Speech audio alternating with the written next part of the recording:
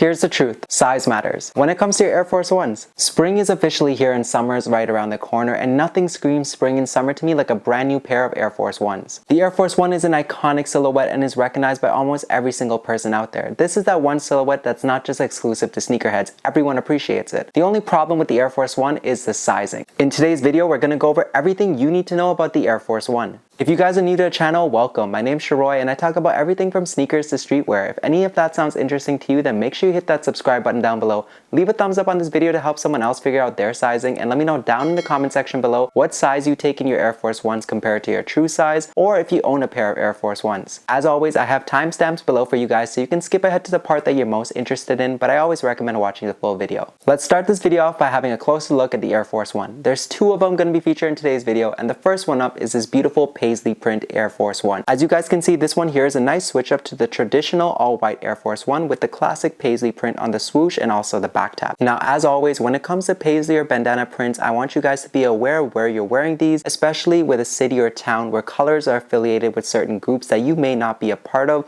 or are aware of. So just be careful when you're rocking a specific color of bandana or paisley print when it comes to these Air Force Ones. As we have a closer look at the paisley print Air Force Ones, you guys can see that this pair actually features a tumble leather all the way around the shoe. Now, this isn't traditional with your regular pair of Air Force Ones, but it's nice to see on this pair. Now, as we move on to the paisley print, you guys can see in the close-up shots, there's actually small swooshes worked into the pattern. This is a nice little attention to detail on Nike's part. Now, another thing to note about the Air Force One is traditionally the leather is very soft, so it actually creases up very easily. That's why sizing is crucial and something that we'll touch on a little bit later. Now, this is my favorite part about the Air Force One, which is actually the chunky midsole. If you've never worn a pair of Air Force Ones, they're actually slightly chunky in the midsole, so it's a great way to add a little bit of height. If you're on the shorter side like me, trust me, you love your Air Force Ones, not just because they're a classic shoe, but also because of the additional inch of height that you get when you wear them. I'm 5'5", so if I end up looking 5'6" when I'm wearing a pair of Air Force Ones, I'm not complaining. Alright, so now the second pair I have to showcase to you guys isn't your traditional pair of all-white Air Force Ones. It has a little bit of a twist to it. And this is actually the pair that inspired me to make today's video. Now, the pair you guys are seeing right now is actually customized by my friend Daniello. Now, Daniello actually has his own brand, and one of the products he makes is those customized Air Force Ones you guys just saw. Now, Daniello actually customizes all those Air Force Ones by himself, and if you guys are interested in purchasing a pair, I'll leave a link down in the description below for you guys. To be completely transparent with you guys, I paid for these myself. They're not gifted to me. There's no affiliate link below. I just truly appreciate his work and want to support a friend. Now, what makes this Air Force One different than your traditional all-white Air Force One is the chain on the front. Aside from the chain laces, there's actually a lock and a key on the side of the shoe. Now, the base of this customized Air Force One is a traditional all-white Air Force One. The leather on this pair is grainier in comparison to the tumble leather found on the paisley print one, which I showed off a little bit earlier. Just like the paisley one, this does have a very soft leather to it, which is why sizing is so important. Now that we had a closer look at both of these amazing pair of Air Force Ones, let's actually talk about sizing for a second. First up, let's talk about going half a size down.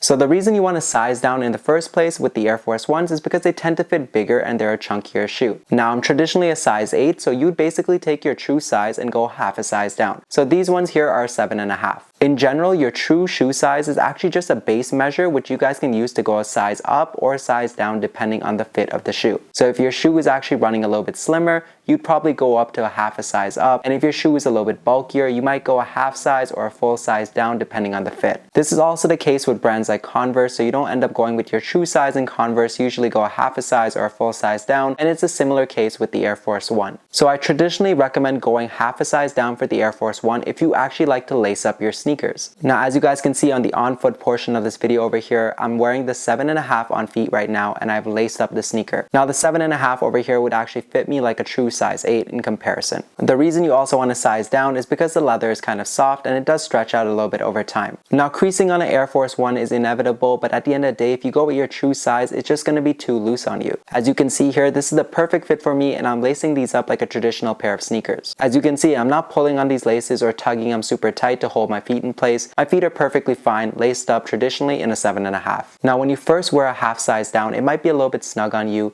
but but at the end of the day, after a little bit of wear, it does loosen up a bit and it'll fit more like your true size. Let's also take a second to appreciate how great this pair of Air Force Ones with the paisley print look with a pair of blue wash denim. Now next up, let's talking about going a full size down. Now the full size down is only recommended if you plan to loose lace it or treat your sneaker like a slip-on. Now the reason I said Daniello's pair actually inspired me to create today's video is because of the chain lock lacing system. Since it's actually a stationary lacing system, this is more like a slip-on in comparison to a lace-up shoe. Now this is the same concept that applies if you're actually loosely lacing your sneakers, meaning you're not actually going to tie them. If you're going to treat your Air Force Ones like a pair of slip-on Vans, then I do recommend going a full size down. Now the reason I recommend going a full size down when you're treating it like a slip-on is because you want your ankle to stay in place. Since you're not using the laces to keep your feet in place, you want your foot to be nice and snug in the pair of Air Force Ones. Yes, it's going to be a little snug at first, but like I said earlier, the leather does give a little bit over time, so it is going to stretch out and fit you more comfortably. Now as you guys can see on the on-foot portion over here, I am wearing a size 7 in the pair created by Daniello, and since there is no lacing system, it fits me perfectly fine going down a full size. So once again, this is a size 7 and I'm a true size 8. So to give you guys a quick recap, half a size down if you plan to lace up your sneakers,